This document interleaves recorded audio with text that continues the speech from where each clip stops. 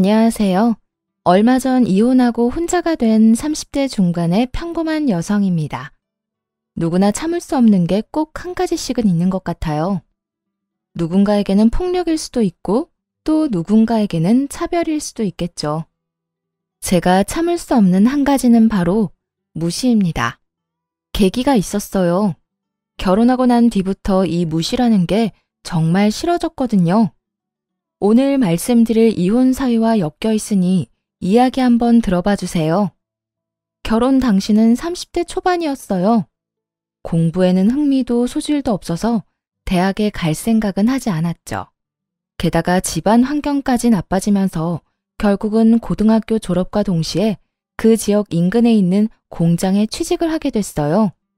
솔직히 이때도 공장 다닌다고 무시하는 사람들이 있기도 했어요. 하지만 간혹 그럴 때는 그냥 쿨하게 웃어 넘겼고요. 돈을 버는 데 있어 귀천은 없다고 생각하거든요. 그리고 제가 불법적인 일로 돈을 버는 것도 아니잖아요. 힘든 일을 한다며 다른 사람들한테 무시당할 일은 아니라고 생각했죠. 그러다가 일하는 공장 근처에서 음식점을 운영하고 있던 남편과 만나 결혼까지 하게 되었네요. 첫 번째 난관은 생각보다 빨리 찾아왔어요. 상견례 전에 시모와 만나는 자리가 있었는데 시모가 정말이지 탐탁치 않다는 표정으로 말하더군요. 아가씨, 근처 공장에서 일한다고 했지? 나는 공장 다니는 며느리 싫어. 그러니까 결혼하면 그 일 하지 마. 솔직히 당황스러웠어요. 차라리 결혼을 반대했다면 화를 내며 자리를 박차고 나갔을 텐데 그게 아니라 직업이 마음에 들지 않는다는 이야기였으니까요. 당시에는 편하게 생각하려 했어요. 일을 그만두면 퇴직금도 받을 것이고 그 돈으로 결혼 자금을 마련할 수 있을 거라고 생각했거든요. 게다가 일하는 것 자체를 싫다고 한 건 아니니까 나중에 식당 아르바이트든 뭐든 다른 일을 찾으면 되겠지 생각했어요. 네, 어머님. 일 그만두고 당분간은 내조에 전념할게요. 이 대답이 마음에 들었는지 그 뒤로 시모는 별다른 말을 하지 않았고요. 그렇게 천천히 결혼 준비를 시작했죠. 그런데 일을 그만둔 선택이 좋은 선택이 아니었다는 건 결혼 직후에 깨달았어요. 당신 요즘 왜 이렇게 늦게 들어와? 일 마치는 시간 훨씬 지났는데 이렇게 늦게 들어오고. 술도 좀 그만 마셔. 아, 잔소리 좀 그만해. 돈 버는 게 뭐 쉬운 일인 줄 알아? 집에서 집안일이나 하고 있으니까 돈 버는 게 쉬운 줄 알지? 남편은 마치 제가 돈을 한 번도 벌어본 적 없는 사람처럼 취급하기 시작하더군요. 내가 돈을 안 벌어봤어? 지금 당장이라도 돈 벌러 가라 그러면 갈 수 있어. 나 당신 어머님 때문에 일 안 하고 있는 거야. 돈 버는 걸로 생색내고 싶으면 다른 사람한테 해. 나한테 하지 말고. 누가 생색을 냈다고 그래. 그냥 사실 얘기하는 거고 내가 힘든 건 맞잖아. 넌 집에서 일도 안 하고 있으면서 남편 위로해 줄 생각은 없는 거야? 위로는 당신 어머님 뜻대로 일 그만둔 나한테 해야겠지. 그 때문에 지금 당신한테 이런 소리 듣고 있는 거니까. 힘들어? 그럼 나도 일할까? 난 좋은데. 남편의 이런 짜증은 늘 의미 없이 끝나곤 했죠. 본전도 못 찾을 거면서 왜 그런 얘기를 꺼내서 집안 분위기만 망치는지 모르겠네요. 그런데 남편만 그런 게 아니었어요. 시모도 마찬가지로 그런 말과 행동을 하더라고요. 일을 안 한다는 이유로 시시때때마다 허드렛 일을 시키며 말하곤 했어요. 여자가 할 일 없이 집안에만 있으면 한심해 보이는 법이다. 그러니 부지런히 움직여. 배운 거 없이 잘한 티 내지 말고. 처음에는 그냥 넘기려고 했지만 기분이 상하는 건 어쩔 수 없었죠. 결국 참다 못해 시모에게 말했어요. 어머님, 할 일 없이 집안에만 있도록 만든 게 어머님이시잖아요. 솔직히 공장에서 일만 잘하고 있었는데 나온 게 아깝긴 했어요. 그렇게 집에 있는 게 싫으시면 그냥 다시 일하러 갈까요? 이렇게 말하면 시모도 남편처럼 더 이상 아무 말도 하지 않고 꼬리를 내렸죠. 며느리가 굶어 죽는 한이 있더라도 공장은 보내고 싶지 않은 모양이더라고요. 뭐라더라? 자기 친구 며느리들은 다 안정적이고 좋은 직장을 가졌다나 뭐라나. 아니, 이런 말을 할 거면 뭐하러 결혼을 시켰나요? 처음부터 결혼을 반대할 것이죠. 아들에게 나쁜 엄마는 되기 싫고 그렇다고 좋은 며느리는 보고 싶고 그러니까 본인이 원하는 대로 이렇게 요구한 거잖아요. 그리고 저는 그걸 들어줬을 뿐이고요. 그런데도 매번 이런 식으로 걸고 넘어지니 슬슬 열이 받았죠. 하지만 그렇다고 이혼할 사유까지는 아직 아니었어요. 그리고 그때는 이게 무시라고 생각하지 않았기도 했고요. 시댁이 저를 정말 무시하는구나 하고 느꼈던 사건은 결혼하고 1년 뒤쯤에 찾아온 친구가 발단이었네요. 친구는 공장 다닐 때 함께 일했던 친구였어요. 착실한 아이였는데 부모님이 안 계셨죠. 오랜만에 찾아온 그 친구는 이미 만삭이 된 배를 보여주며 돈을 좀 빌려달라고 하더라고요. 아이 아빠는 도망갔다고 하면서요.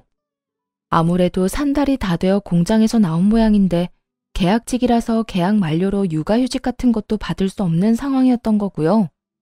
그런 상황을 들었는데 부모도 없이 혼자 된 친구를 못 본 척 할 수는 없잖아요. 그래서 친구에게 퇴직할 때 받은 퇴직금 1,000만 원 중 500만 원을 빌려줬네요. 저도 일을 안 하는 처지였기 때문에 많은 돈을 친구에게 줄 수는 없었어요. 친구는 그 돈만으로도 굉장히 고마워하더라고요. 사실 빌려주면서도 돌려받을 생각은 하지 않기로 했어요. 안 된 마음에 빌려준 건데 그걸로 계속 끙끙 앓게 만들 거라면 차라리 빌려주지 않는 게 낫다는 생각이었으니까요. 게다가 저는 원래 상대방이 믿음직스럽지 못하다고 생각하면 돈이 없다고 애초에 빌려주지도 않을 타입이었거든요. 근데 그 친구의 성격도 잘 알고 있었고 만약에 그 친구가 돈을 떼먹는 일이 있다고 하면 그건 분명히 무슨 이유가 있을 법한 친구이니 빌려주면서도 마음 편하게 빌려줬죠. 친구가 돌아가고 며칠 뒤에 시댁에서 남편과 저를 불렀어요. 시댁에 가서 시모와 마주 앉았을 때 시모는 이렇게 말하더군요. 너희 아버지 차가 너무 오래돼서 바꿔야 할 것 같다. 그러니까 너희가 돈 좀 내는 게 어떠냐? 저는 당연히 가만히 있었죠. 그땐 돈을 버는 것도 아니었고 낄 자리가 아니라고 생각했거든요. 그런데 남편은 그 얘기를 듣자마자 시모에게 그러더군요. 어머니, 그럼 제가 500만 원 보태드릴게요. 당신도 돈 모아둔 거 있지? 그거 내놔봐. 마치 제 돈이 자기 돈인 양 말하는 남편을 보니 기가 찼어요. 빌려달라는 것도 아니고 그냥 달라는 말투에 다시 돌려줄 생각도 없는 듯한 말에 어이가 없더라고요. 무엇보다 시부차를 사는데 제 돈을 쓰는 것도 내키지 않았어요. 시모에게 이런저런 스트레스를 받고 있던 상황이라 더 그랬죠. 그래서 남편에게 말했어요. 나 모아둔 돈 친구한테 얼마 전에 빌려줘서 없어. 이 말이 끝나기가 무섭게 시모가 엄청난 욕설을 퍼부었어요. 너 미쳤어? 넌 가정도 있는 애가 어떻게 친구한테 돈을 빌려주니? 사회생활을 안 해서 그런지 돈 쓸 줄을 몰라. 얼마나 빌려줬는데? 500만 원 빌려줬어요. 차용증은 받았어? 차용증도 안 쓰고 빌려준 거야? 가족도 아니고 남한테 돈 빌려줘서 돈 받을 수 있을 거라고 생각하니? 네 친구라고 해봤자 공장 다닐 때 만난 친구밖에 더 있겠어. 이래서 못 배운 애들은 아무것도 모른다니까. 너 을이라고 하면 뭐든 다 되는 줄 아니? 우정이 밥 먹여줘? 누가 뭐래도 가족이 제일 소중한 거야. 친구에게 돈을 빌려준 것뿐인데 시모는 저를 완전히 모질이 취급하며 못 배운 사람이라고 몰아세우더라고요. 어머님, 어차피 그 돈은 제가 짜투리 돈으로 모은 거예요. 부업하거나 파트타임으로 틈틈이 일해서 받은 돈이요. 제가 제 돈 모아서 쓴다는데 뭐가 문제예요? 사치를 하는 것도 아니잖아요. 시모에게 이렇게 따지자 이번에는 남편이 버럭 화를 내더군요. 왜 문제가 없어? 당연히 돈을 벌었으면 가족을 위해서 써야지. 그 당연이라는 말에 정말 화가 났네요. 남편에게는 지 부모는 언제나 당연히 도와줘야 되는 사람들이고 제 부모님은 해주기 전에 뭔가 따지고 재게 되는 사람들이었거든요. 가족? 그래, 당연히 가족을 위해 쓸 수 있지. 그런데 당신, 우리 부모님이 돈 빌려달라고 했을 때는 이것 때문에 안 된다, 저것 때문에 안 된다며 퇴짜만 놓더니 그런데 아버님 차 때문에 돈 필요하다니까 바로 500만 원 내겠다고? 너한테 우리 부모님은 가족도 아니지? 친정 부모님 이야기를 꺼내니 남편은 화를 내다가 멈칫하더라고요. 하긴 자기가 생각해도 그럴 수밖에 없었을 거예요. 바로 얼마 전 일이었거든요. 친정엄마가 집에 세탁기가 고장났다며 수리하는 것 때문에 전화를 해온 적이 있었어요. 솔직히 10년 넘게 쓴 가전이기도 했고 한 대 바꿔드리고 싶었죠.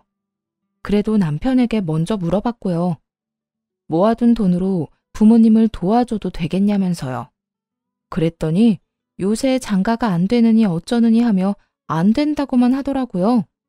그래서 열받아서 그 후로는 남편한테는 더 이상 도와달라고는 하지 않았고요.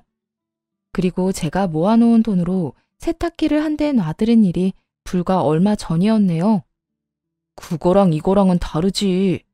어쨌든 당신이 친구한테 돈 빌려준 건 정말 잘못한 짓이야. 당신이 그 친구한테 사기당한 거라고. 어휴, 뭘 알아야 내가 말을 하지. 세상이 얼마나 무서운지도 모르지. 여전히 사람을 모지리로 몰아가는 남편놈을 보며 콧방귀를 뀌었네요. 내 돈 어디다 쓰는지 상관하지 말고 당신이나 차용증 잘 받아. 어머님한테 빌려주면서 가족이면 사기 안 치는 줄 알아? 아, 가족끼리 무슨 차용증이야. 그리고 너 말이 웃기다. 우리 부모님이 사기칠 사람으로 보여? 그럼 우리 엄마는 돈 안 갚을 사람처럼 보여서 돈 안 빌려줬어? 친정엄마 이야기를 다시 하자 또 깨갱하는 남편놈이었어요. 그런 남편놈이 한심해서 한마디 했네요. 돈 빌려주고 차용증 받으라는 거 어머님이 하신 말이잖아. 왜 나한테 화내고 난린데? 왜? 같은 말이라도 당신 가족이 하는 말이랑 생판 남인 내가 하는 말은 다른 것 같아? 왜 이렇게 사람이 못되게 변했어? 당신 이런 사람 아니었잖아. 대체 왜 우리한테 이런 식으로 뾰족하게 구는 건데? 양심이라는 게 있으면 그딴 말 나한테 못하지. 당신도 당신이 모은 돈으로 나한테 상의 한마디 없이 잘 쓰잖아. 쓰고 싶은 대로 알아서 써. 대신 내가 모은 돈에는 관심 끄고. 돈 벌지 말라고 해서 일 그만둔 게 누구 때문인데 일 안 한다고 나를 무시해? 누가 무시했다고 그래. 우린 그냥 당신 생각해서 그런 거고. 날 생각했으면 공장 다니는 며느리가 부끄럽다고 할 게 아니라 공장 다니는 거 하나도 부끄럽지 않다고 말해줘야 하는 거 아니야? 내가 진짜 더럽고 치사해서 나도 앞으로 일할 거야. 돈을 벌어야 이런 무시를 안 당하지. 결국 남편과 대판 싸우고는 그 길로 시댁을 나와 집으로 돌아왔어요. 시부모 앞에서 열심히 남편과 싸우고 돌아온 다음 날부터 시모는 연락도 안 하더군요. 제 성격이 개차반인 걸 이제야 알게 돼서 좀 아깝더라고요. 미리 성격을 고지해줬으면 처음부터 저를 피해 다녔을 텐데 말이죠. 어쨌든 주변이 조용해지니 좋긴 하더군요. 돈을 빌려갔던 친구는 그 뒤에 연락도 없었어요. 혼자서 애 키우느라 힘든가 보다 했어요. 2년이 지나는 시간 동안 친구에게서는 연락이 없었는데 남편놈과 시모는 그 기간 동안 그걸 아주 우려먹더라고요. 당신 그거 사기당한 거야. 친구가 아니라 왼수지. 아이고, 돈만 아깝잖아. 당신이 모은 돈인데. 이래서 모자라다는 소리 듣는 거라고. 알아? 호구가 따로 없네. 아주 막말을 퍼붓더라고요. 이미 정이 떨어질 대로 다 떨어진 사이임에도 더 떨어질 정이 있다는 게 신기할 정도였죠. 남편은 그 일로 계속해서 괴롭히더군요. 그만 좀 하라고. 당신이 무슨 앵무새야? 매번 똑같은 말 하는 거 질리지도 않냐고. 그러는 당신이야말로 아버님 차 살 때 준 돈 돌려받지도 못했으면서 나한테 이런 말 하기 전에 네 앞가림이나 잘해. 매번 이런 식으로 끝이 나곤 했죠. 솔직히 남편과 이런 걸로 투닥대는 것도 그만하고 싶었어요. 그 돈 한번 빌려줬다고 사람을 모지리로 만들다뇨. 남편의 외삼촌이 찾아온 날이 있었어요. 남편을 찾아왔나 싶었는데 그게 아니라 저를 콕 집어서는 잠시 이야기를 나눴으면 한다는 거예요. 이상하다 싶었지만 친인척이니 알겠다고 하며 이야기를 들었죠. 그런데 처음부터 이상한 말을 꺼내더라고요. 질부, 내가 요즘에 하는 재테크가 있어. 혹시 돈 불리는 일에 관심 있으면 내가 도와줄 수 있을 것 같은데. 어때? 이야기 한번 들어볼래? 지금 다른 친척들도 다 하고 있는 거라서 질부도 꼭 혜택 받았으면 좋겠다 싶어서 찾아온 거야. 재테크요? 어떤 식으로 돈 버는 건데요? 관심을 보이자 설명을 해주는데 아무리 들어봐도 사기 같더라고요.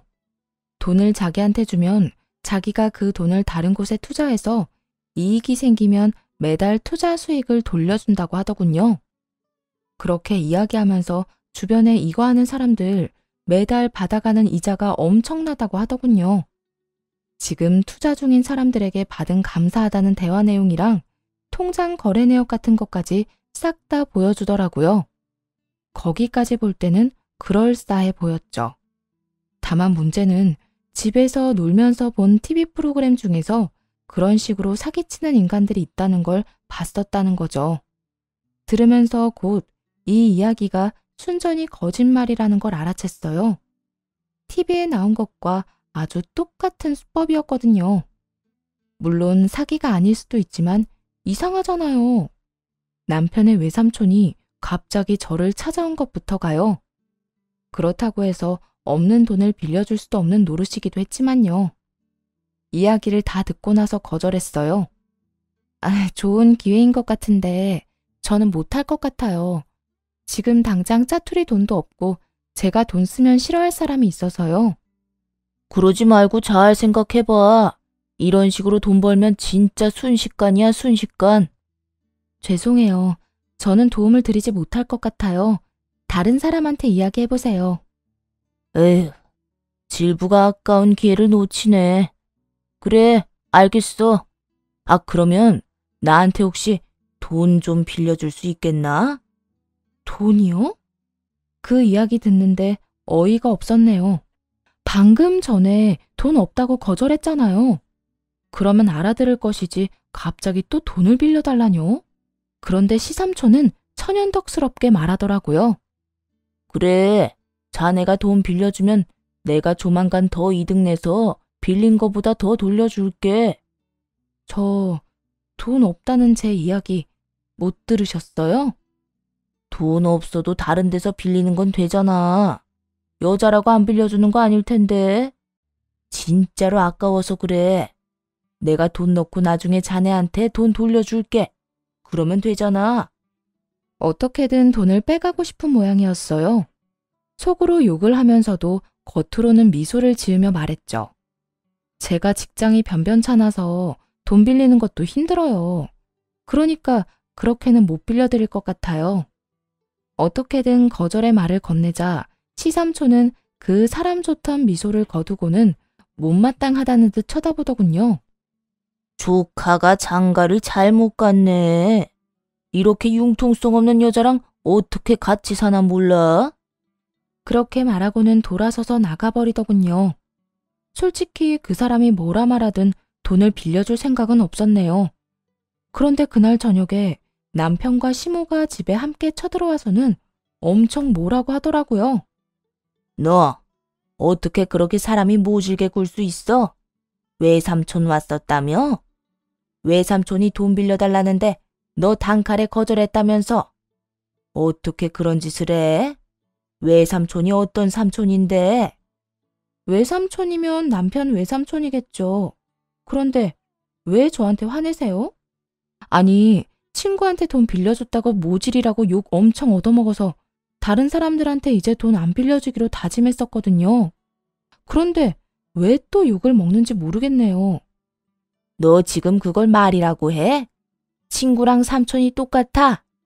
네 친구한테 빌려줬으면 시삼촌한테도 그만큼 빌려줘야지. 넌 가족이 될 최소한의 생각조차 없어?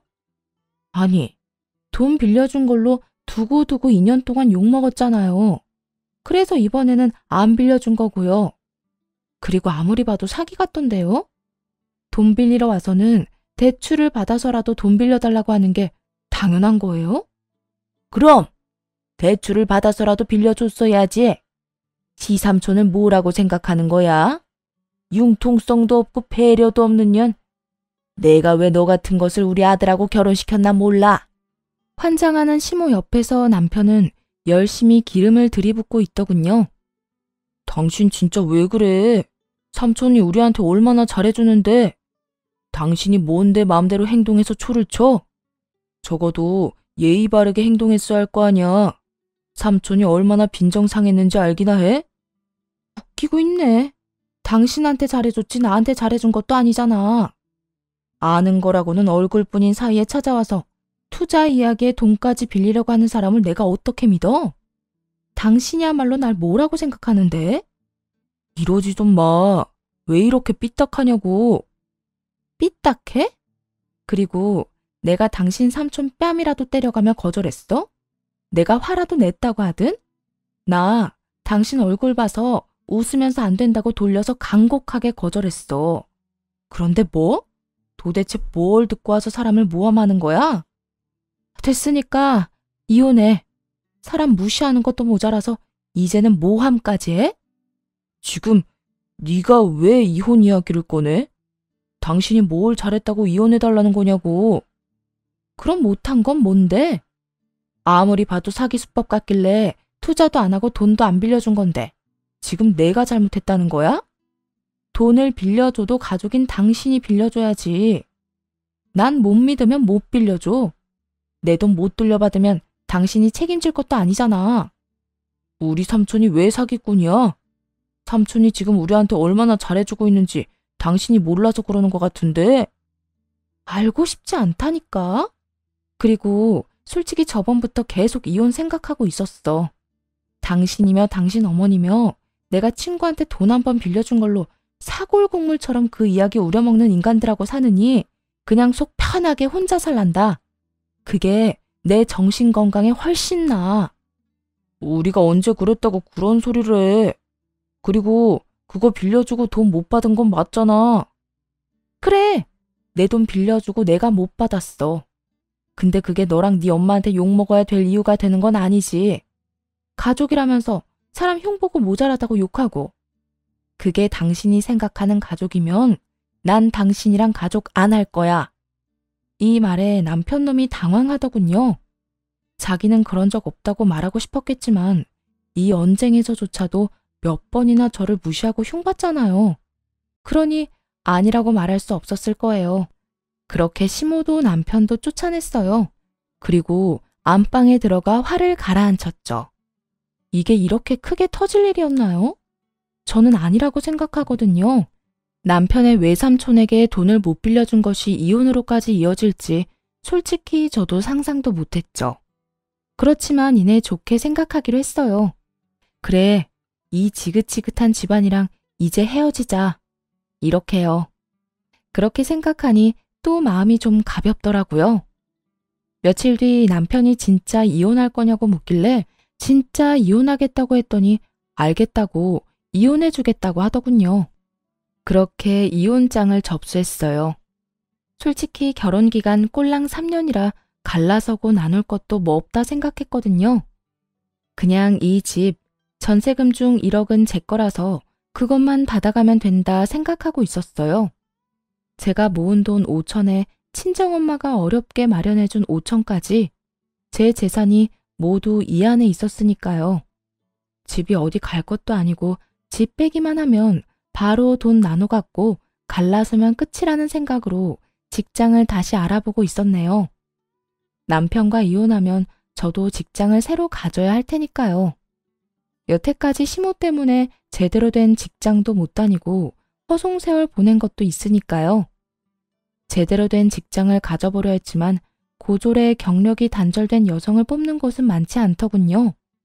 그래도 여유롭게 파트타임 알바나 하면서 정규직으로 일할 수 있는 곳을 찾아보고 있었어요.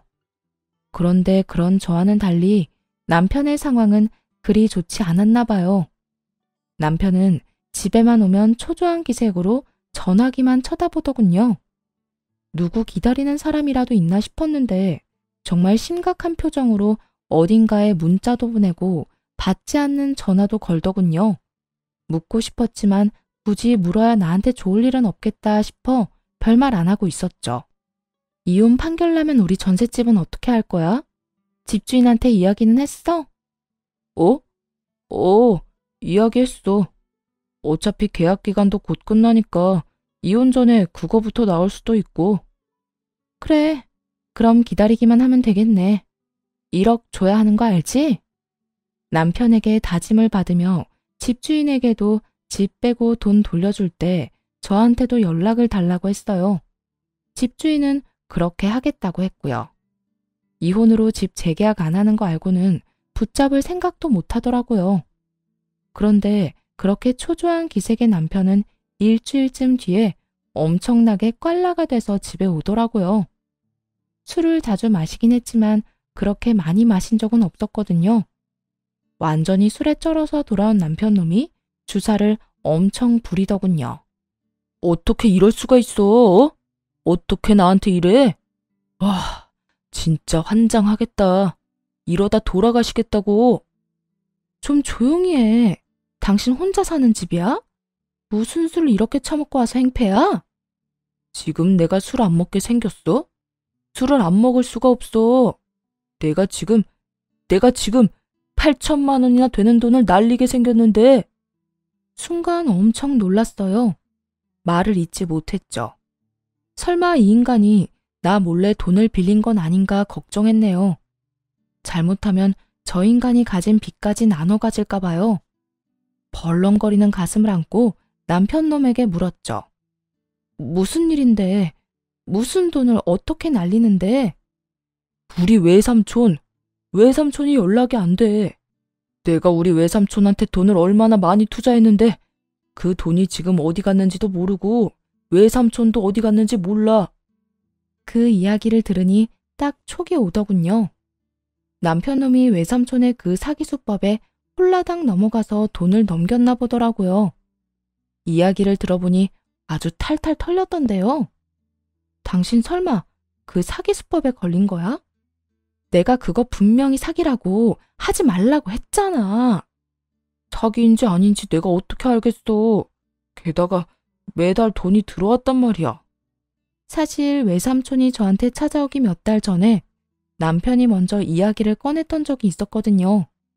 당시에 같이 모으던 돈이 있었는데 그 돈을 목돈 만드는 데 쓰고 싶다며 다 빼가고 싶다고 하더라고요. 어떤 걸로 목돈을 만들 거냐고 물었더니 그때 이 이야기를 한 적이 있었죠. 투자를 하면 매일 그 투자한 돈의 수익금의 일부를 돌려주는 재테크가 있다고요. 그리고 매일 조금씩 돌려받을 수도 있고 한 달에 한 번 몰아서 받을 수도 있다면서 자신만만하게 이야기했었고요.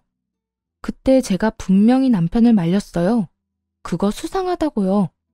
아니, 상식적으로 생각해봐도 그렇잖아요. 어딘가에 투자를 했다고 쳐요. 그런데 매일 수익이 생길 수가 있나요? 주식도 코인도 올라갔다 내려갔다 반복하기 마련인데 매일 그 수익률로 준다는 건 거짓말이 분명하잖아요. 그때 분명히 이렇게 이야기를 하며 남편을 말렸거든요. 그때는 알겠다며 그 돈은 포기한다고 했었고요. 그 뒤에 얼마 지나지 않아 시모한테 돈 좀 빌려줘야 한다면서 돈을 뺐어야 한다길래 남편 놈 목만 가져간 적이 있었죠. 물론 전 제 돈까지 시모에게 빌려줄 생각이 없었기에 안 줬지만요. 그 돈도 사기에 다 털린 모양이었어요. 당연히 남편이 그런 일을 안 했을 거라고 생각하고 시삼촌을 만났을 때도 거절했었던 거죠. 남편이 그 사기에 걸려들었을 거라고는 상상도 못했는데 자기 외삼촌 두둔하며 큰 소리 칠 때부터 알아봤어야 했어요. 으이그, 이럴 줄 알았다. 8천을 사기당하고 지금 술 처먹고 이럴 때야? 하긴, 이제 내 일은 아니지. 당신도 진짜 너무한 거 아니야? 내가 사기당했으면 나를 위로해줘야지. 왜 이렇게 냉정하냐고. 내가 위로를 왜 해? 나는 분명히 말렸어. 하지 말라고. 사기 같다고 말했잖아. 그런데 내 말 허투루 듣고 거기다 돈 쏟아부은 네가 잘못이지. 어쩜 간도 크지. 8천만 원이나 되는 돈을 다 줄 수가 있어? 처음에는 100만 원이었어. 그런데 꼬박꼬박 돈이 나오는 데다가 수익률도 좋아서 1,000만 원 채워서 넣었고, 그 다음엔 5천 채워 넣었지. 그러니까 한 달 수익률이 엄청나더라고. 그럼 나머지 3천은?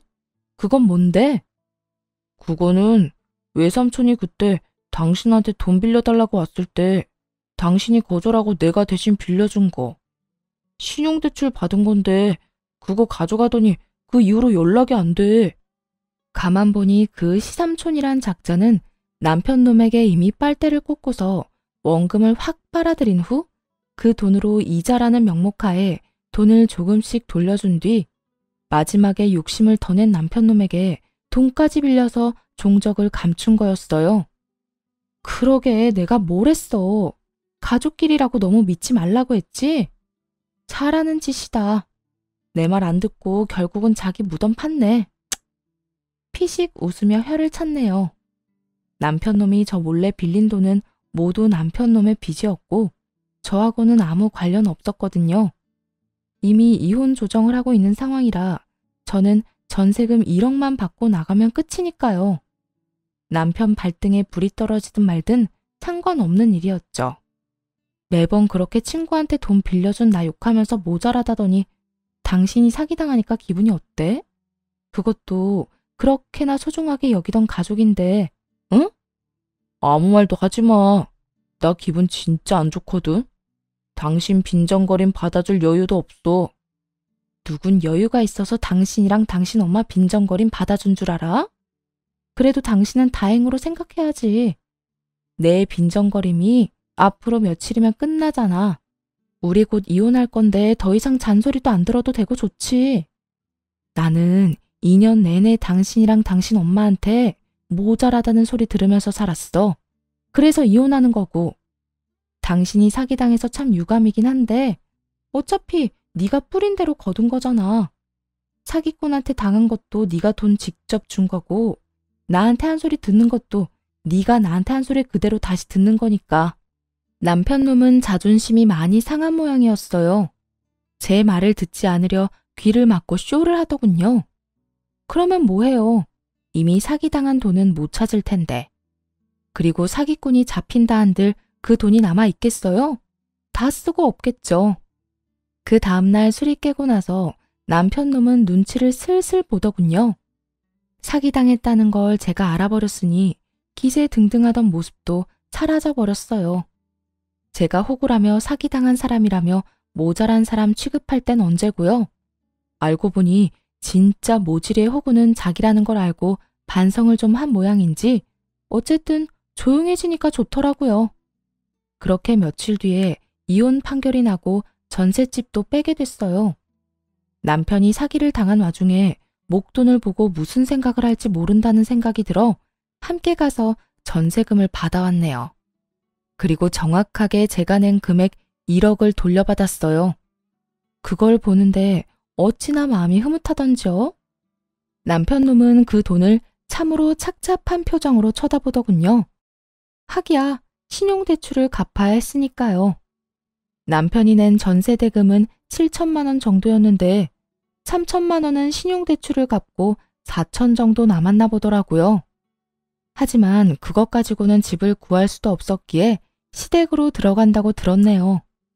정말 웃긴 건 마지막에 이삿짐 센터 불러서 짐을 빼는데 남편 놈이 그러더군요. 당신 나랑 이혼하는 거 진짜 잘못 선택한 거야. 당신이 지금 이혼하고 나가서 변변찮은 일자리 하나 찾을 수 있을 것 같아? 내가 고용주라도 당신 같은 사람 안 뽑아. 나이는 많지, 경력도 없지, 고졸이지. 당신 같은 사람은 그냥 집에서 내조나 하는 게 최고라고. 멋대로 생각해. 근데 난 그 정도로 큰 사기는 안 당해. 그러니까 내 걱정하지 말고 네 걱정이나 해. 돈은 다 날려먹은 주제 어디서 다른 사람 조롱질이야? 그 조롱에 한마디 하자 전 남편 놈이 욱하더군요. 일부러 저러는 이유는 알 것 같았어요. 자기가 당한 일로 비웃음을 사고 싶지 않았던 모양인데 솔직히 지금 저보다 자기가 더 급하잖아요. 그 와중에 강한 척하는 걸 보니 아직도 정신 못 차렸다 싶더라고요. 그리고 나이 많고 경력 없고 고졸인 거 저도 잘 알아요. 제대로 된 일자리 못 구하면 알바라도 구해서 일하면서 다시 공장 일자리라도 알아볼 생각이었거든요. 솔직히 돈도 못 벌게 하면서 사람 무시하는 전 남편 시모가 없으니 오히려 뭘 해도 돈 잘 벌 수 있겠다는 생각만 들었어요. 더 잘 살 수 있겠구나 하는 생각도 했고요. 가로막는 것들이 사라졌으니까요.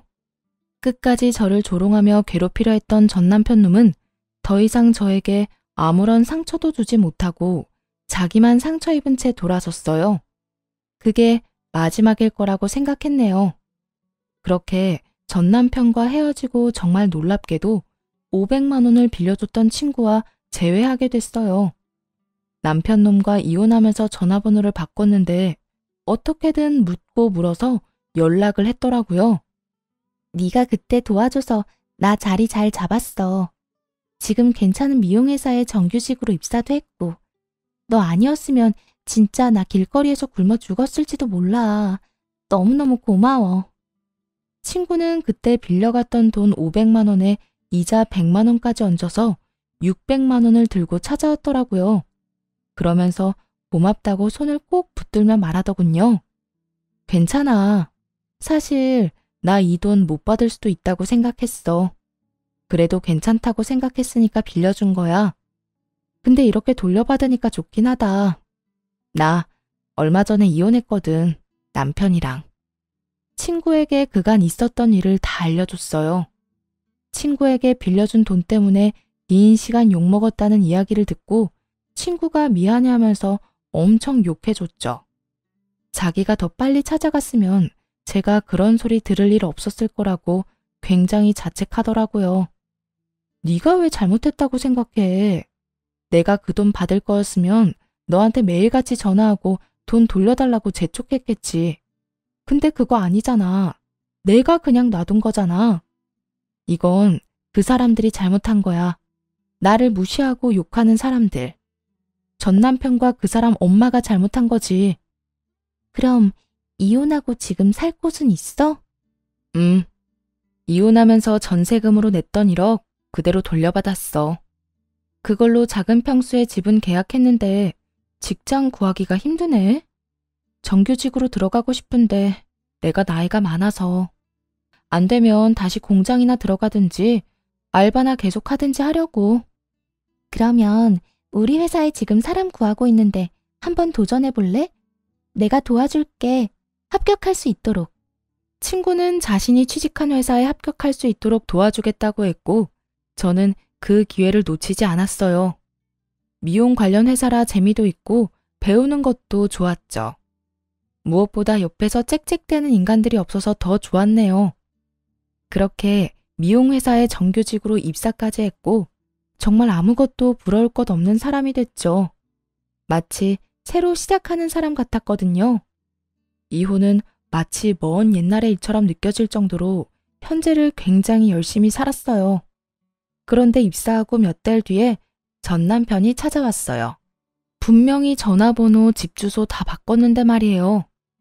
어떻게 찾아왔나 싶었는데 흥신소에 부탁까지 해서 찾았더라고요. 그렇게까지 해서 저를 찾을 일이 뭐가 있나 싶었는데 전 남편 놈이 어이없는 말을 해대기 시작하더군요. 잘 지냈어? 그럼 잘 지냈지. 이혼하고 나니까 살만 나더라. 그러는 당신은 왜 나 찾아왔어? 내가 연락처 다 바꿨는데 어떻게 알고? 흥신소에 부탁했어. 당신한테 부탁할 일이 좀 있어서. 당신이 나한테 부탁이라고? 우리가 서로 부탁할 만한 사이는 아니지 않나? 너무 빈정거리지 말고 들어줘. 우리 지금 정말 힘들어서 당신 찾아온 거야. 우리라니. 지금 여기 전 남편과 저밖에 없는데 우리라는 말을 하는 전 남편을 보며 기분이 쎄했어요. 당신 그때 이혼하면서 전세금 1억 가져갔잖아. 혹시 그거 좀 빌려주면 안 될까? 정신 나간 요구를 부탁이라고 포장해서 말하는 전 남편을 보며 코웃음을 쳤죠. 뭘 빌려줘? 1억? 내가 그걸 왜 당신한테 빌려줘야 하는데? 우리 그간 가족으로 산 정이 있잖아. 나 진짜로 당신한테까지 돈 빌리러 오고 싶지 않았어. 그런데 상황이 좀 안 좋아서. 그리고 당신도 어차피 지금 아직까지 알바 뛸 거 아니야. 그 돈 빌려주면 정규직 일자리 알아봐 줄게. 이건 정말이야.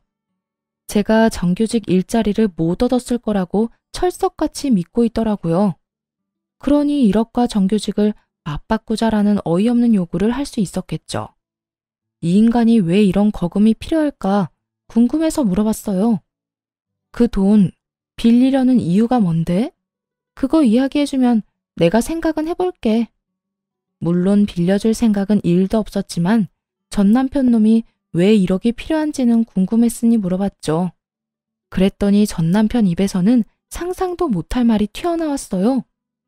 우리 엄마가 외삼촌한테 투자를 엄청 넣었더라고. 나는 상대도 안 될 만큼 거금을 때려 넣었어. 거의 1억 5천? 그 아줌마한테 돈이 어디 있어서 그런 거금으로 투자를 했대? 아버지 집 담보로 대출 받아서 넣었는데 그게 지금 대출금이 감당이 안 돼. 처음에는 외삼촌이 이자로 주는 돈으로 대출금을 막아 넣었는데 외삼촌 그렇게 잠수 타고 돈 안 주니 막는 게 힘들어져서. 전 남편뿐만 아니라 시모도 똑같이 사기를 당했더라고요. 그 이야기를 듣는데 어찌나 웃음이 나던죠. 전 남편에게 이렇게 말했어요. 그래서 나한테 받은 돈으로 그 집 대출 갚는 데 쓰고 그러고 나면 내 돈은 무슨 돈으로 갚을 건데? 그건 매달 벌어서 조금씩 당신한테 주면. 그렇게 받아서 언제 원금을 회수해? 그리고 당신도 잘 알지? 나 사기 잘 당하는 호구인 거. 그래서 말인데 나 그 뒤로 아무한테도 돈 안 빌려줘. 내가 들어먹은 욕만큼 돈 안 빌려주기로 했거든. 그렇게 말하자 전 남편 얼굴이 싹 굳더라고요. 하긴 자기가 얼마나 못됐게 굴었는지 생각이 안 나는 게 이상했죠. 가족이라서 믿고 가족이 아니라서 안 믿는다더니 결국 봐. 진짜 사기당한 건 너랑 네 엄마잖아. 이러면 진짜 모자란 건 당신이랑 당신 엄마지. 이렇게 모자란 사람한테 돈을 빌려줬다가 못 받으면 어떡해? 그러니까 나한테 돈 빌릴 생각하지 말고 가족 모두 열심히 일해서 돈 갚을 생각해. 내가 정규직 직장도 알아봐준다고 했잖아. 당신한테 그렇게 나쁜 조건도 아니야. 미안한데 나 이미 정규직으로 취직했거든? 그것도 그렇게 네가 욕하던 내 친구가 마련해준 자리야. 그 친구 너랑 이혼하고 얼마 안 돼서 돈 갚는다고 찾아왔었고 그러니 너한테는 이제 볼 일 없어. 이 말에 남편이 마지막 끈이 떨어진 것 같은 절박한 표정으로 부르더군요. 여보, 정말 한 번만 도와줘. 어? 부탁이야. 이러다가 진짜 우리 집 파산이라고. 누가 하니 여보야. 멍청한 인간아. 정신 차려. 그렇게 욕하고 무시하면서 조롱해댈 땐 언제고 이제 와서 돈 빌려달라고 찾아오면 내가 줄 것 같았어? 나는 당신 정신구조가 참 신기해. 어떻게 나를 찾아올 생각을 해? 당연히 당신이랑은 정이 많이 쌓였고 우리가 완전히 남도 아닌데다가. 남보다 못한 사이였지. 말해주는데 뻔뻔함도 지나치면 병인 거야. 그리고 내 앞길은 내가 알아서 잘 가고 있으니까 당신은 남 걱정하지 말고 네 앞길이나 걱정해. 직장을 구해줘? 그걸로 1억 빌려주면 그것만큼 호구도 재미없지. 호구라고 그렇게 욕하더니 호구 만들려고 작정했어? 그게 아니라 나는 진짜 급하고 힘들어서. 됐으니까 이딴 거지 같은 용건으로 찾아올 생각하지 마. 앞으로 볼 일 없으면 더 좋고.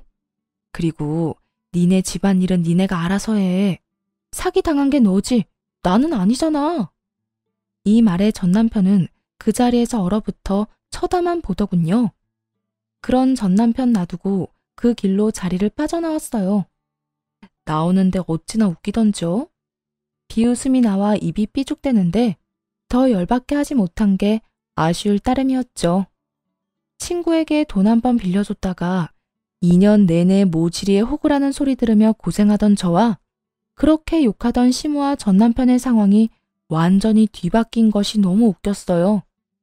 솔직히 전 남편과 시모가 그런 식으로 조롱하지만 않았더라도 이혼할 일은 없었을 거예요. 안 입고 와도 조금은 참고 살았을지도 모르죠. 남편이 제게 좀 더 잘해주기만 했어도 말이에요.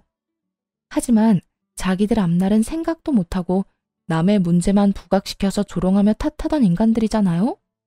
결국 자기들한테 일이 터지자 해결도 못하게 됐고요. 사람 앞길 진짜 모르는 거다 싶었네요.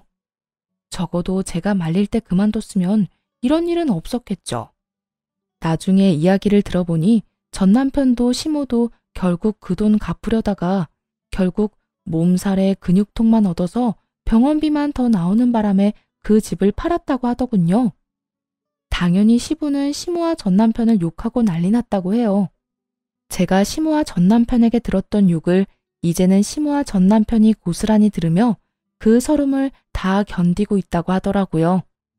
그 이야기에 그간 가슴에 꽉 들어차 있던 원망과 한이 한순간에 녹는 걸 느낄 수 있었어요. 인지상정이라는 말이 있죠. 제가 느꼈던 분노와 억울함을 고스란히 느끼고 있을 전 남편과 시모에게 아주 박수를 쳐주고 싶을 정도네요. 어떤 이유에서든 다른 사람을 무시하는 건 정말 나쁜 일이에요. 그걸 그들도 깨닫게 돼서 기쁘고요. 글이 길어졌으니 이제 그만 마칠게요. 모두들 행복한 하루 보내세요.